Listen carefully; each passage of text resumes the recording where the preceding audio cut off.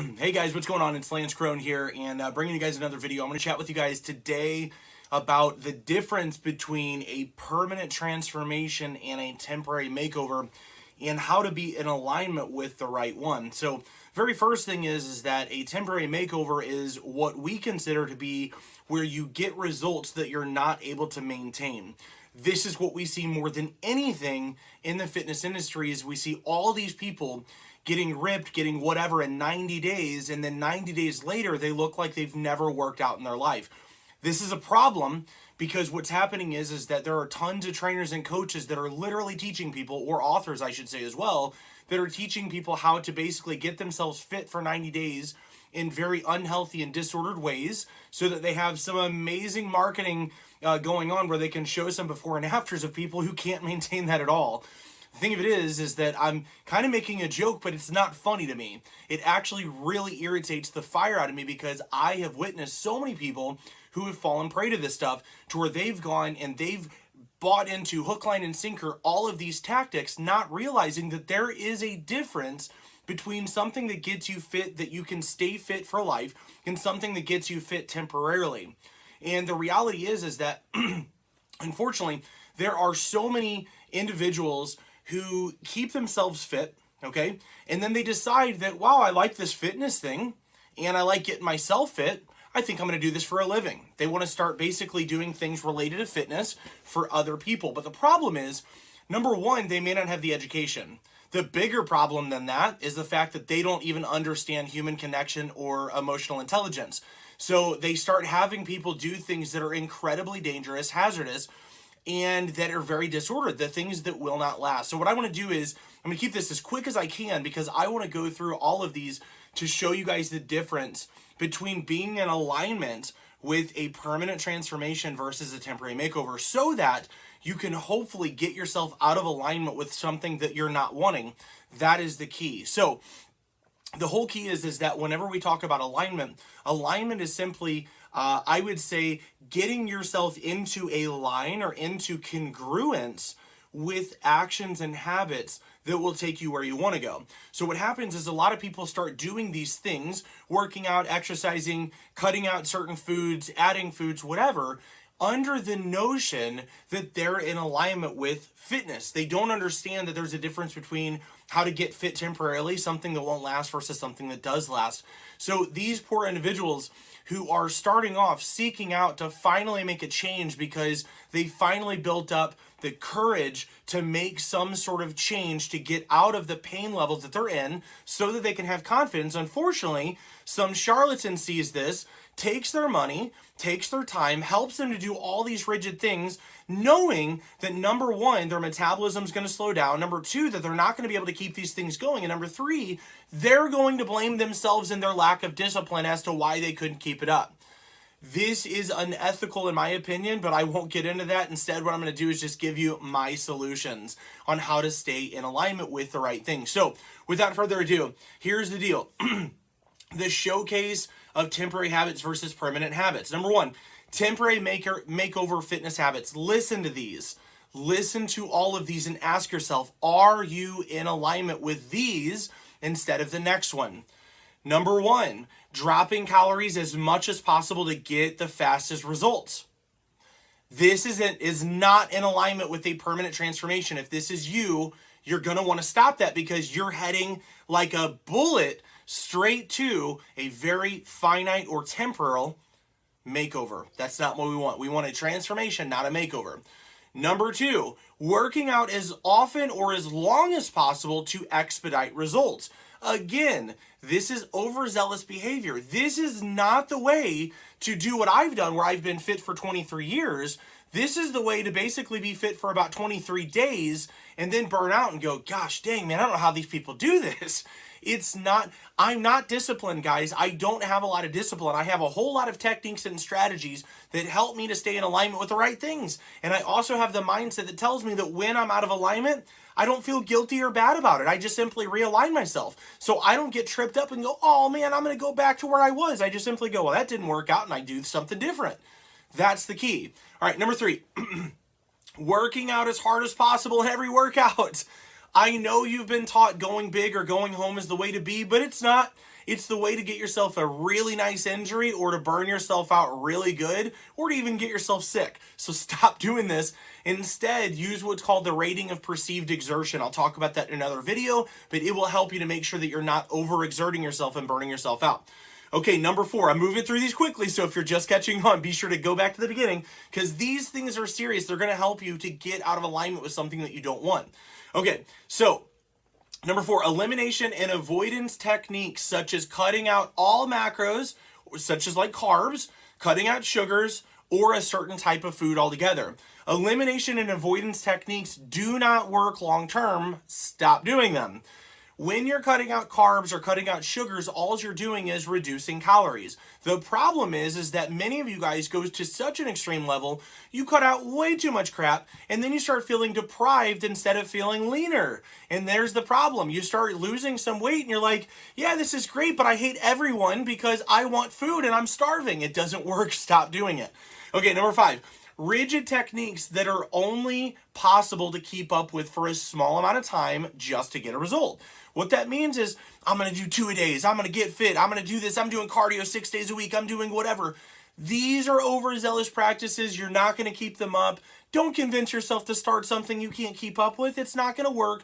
You're going to feel bad, you're going to feel guilty, and you're going to self-sabotage. Just stop it. All right, number 6, where are we at? Number 6. Okay, willingness to use disordered fitness or mental techniques such as crash dieting, excessive fat loss pills, remedies, or habits that feel stifling. So again, if you're willing to go, well, I'm desperate and I've got to just get this off, so I guess I'll just... You're already setting yourself up for failure. You're already going to be putting yourself into disordered habits or disordered mindsets. It's not going to work. It's going to lead to a very short-term system. You're not going to like this. Number 7, okay? Goal setting based on emotional lows or highs, such as excitement, fear, or desperation to feel better. Now, there's nothing wrong with wanting to feel better. The problem is when you're making decisions on emotional highs, I'm so excited. Somebody just told me about the brand new P90X that's only 6 hours a day and burns 4,000 calories a day. I'm doing this. I can't wait. This is making a decision on an emotional high. Or there's no point in doing this. Every time I do this, it just doesn't work. It doesn't this. I'm just going to give up. Emotional low. Or I didn't see the result on the scale that I thought I would. Every time this happens, there's no point. Give up. Emotional low. This is fear. This is scarcity, etc. Okay. Those are 7 of the temporary makeover fitness habits. Now I'm going to go over some of the permanent transformation habits instead to align yourself to. These are going to sound significantly different. I've got 9 here. I'm going to blow through them pretty quickly. Again, I want you to be able to get these so that you can start seeing like, oh my gosh, I really am aligning myself with something that I don't want. That is the key here. We want to get away from that. So what are the permanent transformation habits that we should align ourselves with? Well, number 1, focusing on the diet after the diet. Whoa, there we go. Thinking about what happens after the thing. What are my goals after this 90-day goal? There's a first one that you should start with. What do I want to happen once I reach this first goal? Do I want to keep on going? Do I want to get back to regular eating? If so, if I want to get back to regular eating, how can I do that and still maintain my results? Now we're thinking about after what we've just accomplished. There's a plan here. All right, number 2, aiming for consistency over perfection in Grand Slam workouts all the time. So what I mean is, I would rather you aim for consistently hitting 4 to 5 20 to 30 minute workouts a day rather than you showing up and trying to crush some sort of 90 minute Grand Slam workout where everything went perfectly. Instead of aiming for that, yes, aim for that later, but if you've not built the habit, you're focusing on intensity and productivity more than you're focusing on consistency. Consistency first, and then dial in your practice only once you've proven that you've been consistent, okay? All right, number 3, focusing on the 80-20 rule of eating to give balance and avoid feeling deprived. What this is flexibility. What this means is that instead of trying to 100% of the time make all of your calories focused on clean eating and nutrient dense foods, this is where people feel deprived and they feel like they're missing out. When this happens long enough, you're going to start looking at cheesecakes and ice cream and cookies as if they're like on those old classic cartoons where you're seeing your friend turn into a ham steak or something like that. All you're going to be doing is seeing everything turn into food because that's all you're going to be thinking about because you're avoiding it and it doesn't work. All right.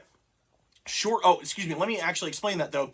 80% of your calories with the 80-20 rule should come from nutrient-dense calories, okay, foods. But 20% of the time, not just one day a week, but 7 days a week, literally, if you do this the right way, 20% of the time, 20% of your calories can come from what we call fun foods or calorie-dense foods, foods that are not as nutrient-dense.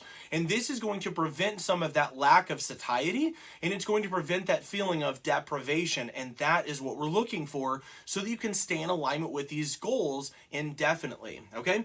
All right, number 4, shorter workouts more often to keep up with better. Again, this goes back to what I talked about with number 2. If I keep my workouts shorter, I can keep them intense, but I can also keep them more consistent. You don't have to crush some sort of 60 or 90-minute workout, especially if you're just getting started. I would actually disagree with somebody who's trying to aim for a 60-minute workout when they've not even consistently hit 3 to 4 workouts a week that are 20 minutes. I would much rather you go for 10-minute workouts to build a habit rather than just aiming for 30, 40, 60 minutes. There's no set time that you should be aiming for, so what you should be aiming for is just building the consistency of your habit so that it lasts. All right, number 5, stick to the basics until you've mastered, and then and only then go to the next level. So the same thing that I talked about with consistency. You should be focusing on dialing in your consistency before you try and fix anything or correct anything. Just work on consistency firsthand. All right, number 6, using a coach or community to help with mindset and habits. Now, I'm not telling you that it has to be me. In fact, I'm probably not the coach for a lot of people, but I do want to encourage you to find a coach, to find a mentor to model after. Tony Robbins has talked about for years modeling after individuals who have already made the success, not just once or twice, but have stayed there. This is the individual we want to model our success after in our habits so that we are not aligning ourselves with something that we cannot keep up with or something that doesn't actually produce results. So modeling and finding a community with multiple individuals with the same goal. Again, I won't get into the subconscious qualities of this, but when this happens, you are really creating or perpetuating a better chance or cycle of you repeating the things that they're repeating rather than you requiring willpower to try and do something different than what all of your friends and peers are doing, okay? All right, so number 7, we're almost done here. Learning how to overcome limiting belief factors and conflicting beliefs that will lead to self-sabotage. Now, again, I'm not talking about diet here. I'm not talking about working out. What I'm talking about is that you most likely have some sort of limiting beliefs or conflicting beliefs that prevent you from following through on the very things that you desire that will take you to where you want to go. The question is, why do we do this? If we desire it, we know it's good for us, we want it, what happens that causes us to not follow through? Well, a lot of people will reply with, well, I just need accountability. Yes, but why? Why do you need accountability?